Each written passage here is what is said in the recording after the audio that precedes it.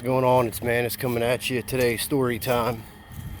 We're going to discuss the origins of USA Jungle Gym and what did that mean years ago. What does USA Jungle Gym mean today? Well, let's have a seat and chat about it, shall we? So, USA Jungle Gym. USA Jungle Gym was my brainchild. It was my possibly modus operandum. It was simply a conglomerate cross hibernation of standard fitness mentality, gym rat mentality, combined with the outdoors. And out of that breeding, that crossbreeding, came USA Jungle Gym. And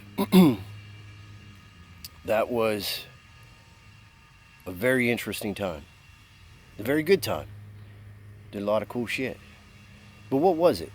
Well, when I moved up onto this large 0.3 acres of land, had a bunch of trees, had some grass, had some weights that I had acquired from back home and brought up to this homestead.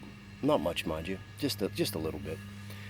And I began to work outside with the dumbbells, with a weight bench that was left behind when we bought the house, and used that gear to stay fit. Now, I had been in gyms like any other mojo, and still went to gyms, or the gym. But I found it increasingly over the years from 2005, to 2007, increasingly much more engaging to be outside when I worked out, especially on my own property. So I picked up some more domesticated weights, but then I started to acquire some goofy shit because there was a presence on YouTube of men who were doing who were working out with odd gear, homemade gear. What was his name? Ross Amayet, who had wrote a book on sandbag lifting, made the sandbags, how to make them for cheap at home and work out with those. And then there was what was his little saying? Low tech, high effect. Now he had a bunch of weights and a bunch of stuff, bunch of gear, but he also would go out in his yard and pull weights with a sled, homemade sled, sandbag up and down a hill, run with a sandbag. These were things that weren't as well known as they are now. And a lot of this training kind of came out of the MMA, the uprising of MMA here in the US, and the different training styles these guys were employing. And you see new things, battling ropes, for example. That wasn't something that was prevalent. And hell, those things costed a lot of money back in the day. They weren't cheap. Now you can buy them on Amazon for a couple bucks. You can get them at Walmart. You know, the prices have dropped dramatically for gear like that. But anywho, with the advent of guys like him and others that were doing odd object training, that was huge. Or guys like the bar stars who were out there just going to the New York parks and killing it on the monkey bars and the dip stations and all body weight exercises. Began to think I could do all this at home. So that I continued increasingly going less to the gym and just working out more at home in the backyard, and thus began the acquirement of sewer lids to lift, stones, which I still have. Even that homemade, that's a cement bucket that we had poured cement into and then dropped an eye hook, 60 pounds. It's still there. The first rock 70, 132, 60. Still got the logs, 2 of them anyways. They're telephone poles that I picked up on the side of the road. And I got 2 center blocks, and then over there is the old chain. You can see it hiding there. That's that bulldozer chain I got from my grandfather and still use it to this day. But yeah, just kind of interesting that was my mentality. And so we had a presence, USA Jungle Gym. I started posting whacked out videos. I say they're whacked out because they were kind of crazy when I think about it. That set up an obstacle course right here in the yard. Right here in the yard, it'd have everything from like a balance beam to just picking up logs, splitting logs for time, just the craziest shit you could think of. And anybody we ran into, I developed a little following locally, and it was like, USA Jungle Gym, are you in, you out?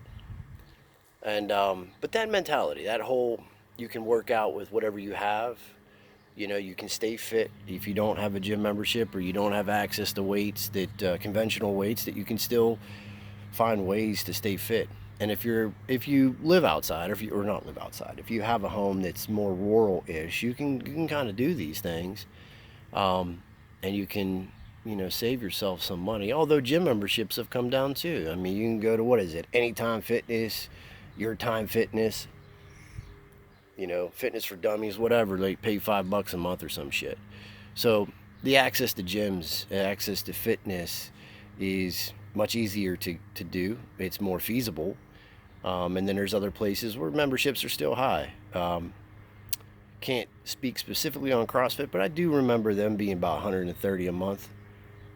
That was back in like 2013 or 14.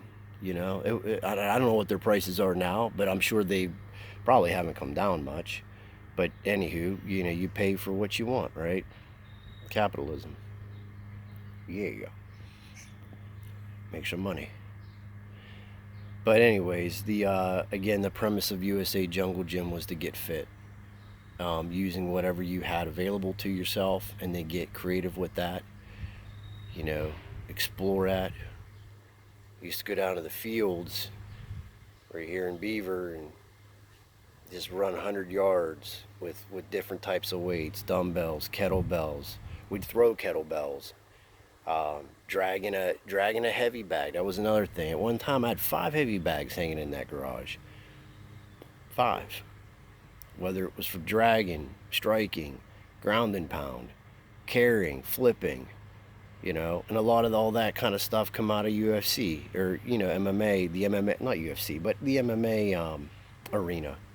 That was cool. That was cool. Tire flipping, right? Still being done today in some places, in some, dojos. Sledgehammer drills for working cardio, for that explosive, those explosive movements, taxing movements, sledge slams, all that stuff.